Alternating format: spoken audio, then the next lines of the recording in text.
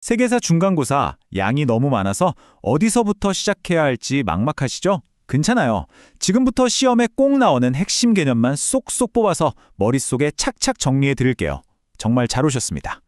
뭐 왕조는 왜 이렇게 많고 연도는 또 왜 이렇게 복잡한지 낯선 문명 이름만 들어도 머리가 지끈거리시죠? 네, 저도 그 마음 다 압니다. 하지만 걱정하지 마세요. 역사는요, 개별 사실을 그냥 달달 외우는 과목이 아니거든요. 흩어져 있는 점들을 연결해서 큰 그림을 그리는 거예요. 오늘 이 시간이 바로 그 연결고리를 찾아드릴 겁니다. 자, 그럼 바로 시작해 볼까요? 모든 역사의 출발점, 그건 바로 지리라고 할 수 있어요. 왜냐하면 문명이 어떤 땅에 자리 잡았는지가 그 사람들의 삶과 문화를 결정했기 때문이죠. 자, 보세요. 똑같은 강인데 어떻게 이렇게 다른 문명을 만들었을까요? 이집트의 나일강은요, 거의 선물에 가까웠어요. 매년 아주 규칙적으로 넘쳐서 비옥한 땅을 남겨주니까 이걸 바탕으로 안정적인 통일 국가가 생겨났죠. 반면에 메소포타미아의 강들은 예측이 불가능한 재앙이었습니다. 언제 모든 걸 휩쓸어 갈지 모르니까 그 공포 속에서 끊임없이 싸우고 적응하면서 늘 변화해야만 했던 거예요. 이게 비단 강 이야기만은 아니에요. 거대한 산맥이나 사막 같은 자연적인 장벽들 있잖아요. 이런 것들이 문명을 외부 침입으로부터 막아주는 방패가 되기도 했지만 동시에 고립시키기도 했죠. 예를 들어 히말라야는 인도의 독특한 문화를 지켜줬고 그리스의 험준한 산들은 수많은 작은 도시국가, 바로 그 폴리스를 만들어냈습니다. 핵심은 뭐다? 지리는 단순한 배경이 아니라 역사를 만드는 진짜 주인공 중 하나였다는 겁니다. 그럼 이런 주어진 환경 속에서 문명들은 도대체 어떻게 살아남았을까요? 바로 아이디어였습니다. 당면한 문제들을 해결하기 위해 내놓은 그 놀라운 업적들이 수천 년이 지난 지금까지도 우리 삶에 그대로 영향을 미치고 있다는 사실. 이 표, 이거 진짜 시험 공부할 때 꿀팁입니다. 각 문명의 핵심 업적이랑 그게 왜 중요한지를 한눈에 딱 보여주잖아요. 예를 들어서 법을 그냥 말로 하는 게 아니라 글로 딱 적어놓는다. 이 아이디어 덕분에 권력자가 제멋대로 법을 바꿀 수 없게 됐고 사회가 안정됐죠. 또 인도가 발견한 0이 없었다면요, 지금 우리가 쓰는 컴퓨터는 아예 존재할 수도 없었을 거예요. 자, 여기서부터는 속도를 좀 내볼게요. 사회가 복잡해지니까 이걸 조직할 최고의 도구가 필요했는데 그게 바로 기록이었습니다. 수메르인들이 만든 서형 문자는 인류 최초의 문자인데요. 거래 내역부터 법까지 모든 걸 점토판에 새기면서 문명의 기틀을 다졌던 거죠. 문자가 곧 권력이자 질서였다는 건 이집트도 마찬가지였어요. 그들은 상형 문자라는 아주 정교한 그림 문자로 신과 파라오의 위대함을 기록했고 이걸로 거대한 제국을 아주 효율적으로 통치했던 겁니다. 모든 길은 로마로 통한다. 이 말 다들 들어보셨죠? 이 한 문장이 로마가 얼마나 대단했는지를 딱 보여줍니다. 로마는 제국 구석구석까지 도로를 쫙 깔아서 군대와 불자를 엄청나게 빨리 이동시켰어요. 여기에 도시로 물을 끌어오는 수로, 그리고 오늘날까지 남아있는 건축물을 가능하게 한 콘크리트 기술까지. 로마의 공학 기술은 말 그대로 제국을 하나로 묶는 혈관이나 다름없었습니다. 자, 그럼 로마의 도로라든지 인도의 숫자 같은 이런 대단한 발명품들이 어떻게 전 세계로 퍼져나갔을까요? 이게 또 재밌는 부분인데요. 사실 고대 세계는 우리가 생각하는 것보다 훨씬 더 긴밀하게 연결된 세상이었습니다. 그러니까 아이디어는 그냥 혼자 움직이는 게 아니에요. 사람을 따라, 물건을 따라, 심지어 군대를 따라서 움직였죠. 가장 대표적인 게 바로 실크로드잖아요.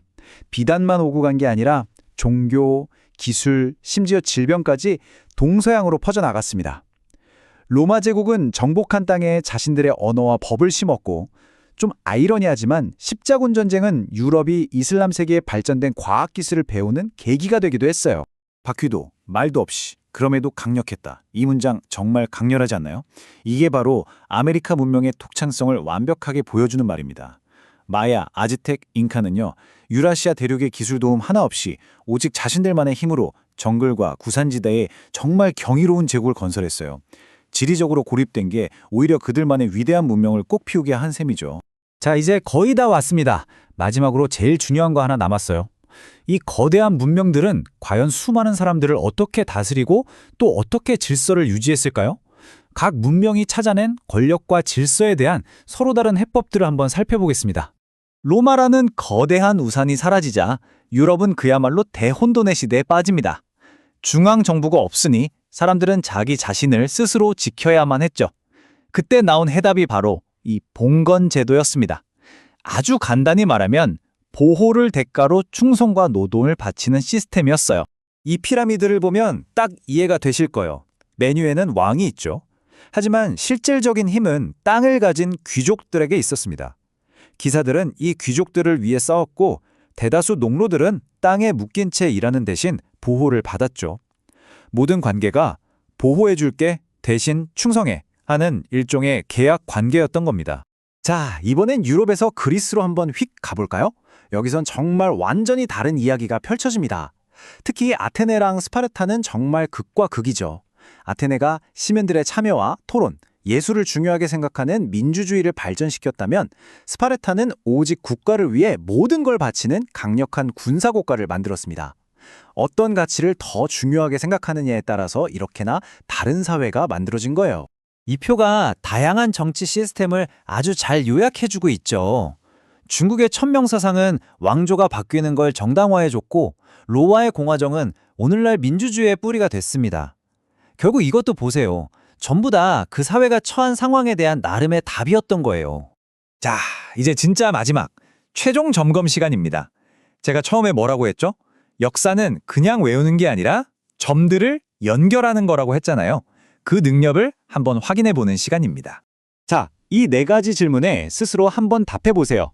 첫째, 날강이라는 지리가 어떻게 이집트 문명을 만들었지? 둘째, 페니키아의 알파벳이 오늘날 우리에게 어떤 영향을 줬지? 셋째, 실크로드를 통해 아이디어가 어떻게 퍼져나갔더라? 넷째, 로마가 망한 후에 왜 하필 봉건제라는 시스템이 생겨났을까?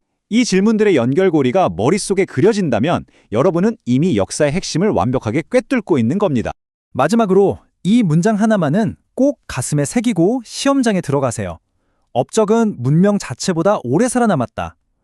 제국은 무너지고 도시는 폐허가 됐지만 그들이 남긴 법과 문자, 철학과 기술은 결국 돌고 돌아서 오늘날 우리가 사는 이 세상을 만들었습니다.